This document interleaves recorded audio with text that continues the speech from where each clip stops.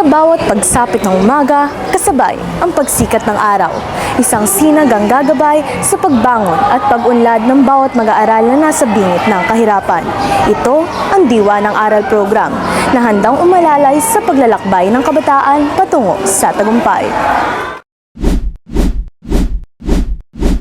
Sabi nga, dapat mas mahalin natin yung mga batang nasa laylayan.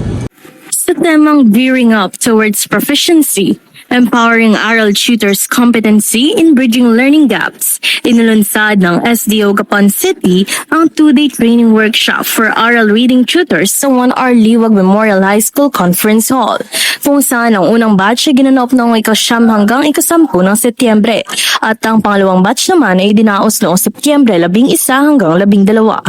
Dinaluhan ito ng mga voluntaryong binubuo ng mga para-teachers, licensed and non-licensed educators, college graduates, retired teachers, free service teachers, other trained individuals at capable undergraduates. Isa na rito si Ma'am Pilar Velasquez, isang retired teacher na nagkusang loob na maging isang aral program tutor.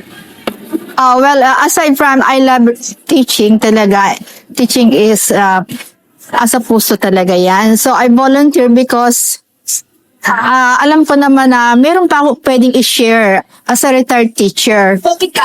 Maraming puso at isip ang nagkaisa upang maisakatuparan ang inisyatibong makatulong at maglingkod para sa mga batang gapang nangangailangan ng kalidad na edukasyon.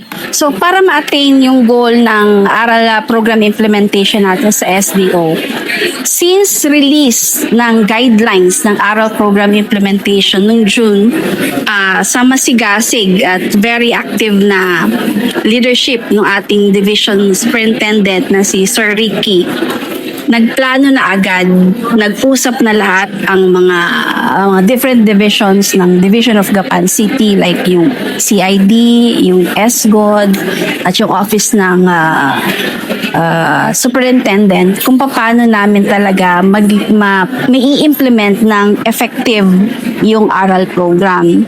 Ang aral program ay nagsisilbing huwaran kung paano maaaring magsimula ang malalaking pagbabago sa simpleng oportunidad. Isinasaad ng yugto na ito ang simula ng malaking pagbabago sa bisa ng aral program. Bawat hakbang ay sumasalamin sa diwa ng pagkakaisa, guro, magulang, voluntaryo at pamayanan na nagtutulungan para sa ikabubuti ng mga mag-aaral. Mula rito sa SDO Gapan City, ako si Roman Spancho. Basta galing Gapan, galing Gapan.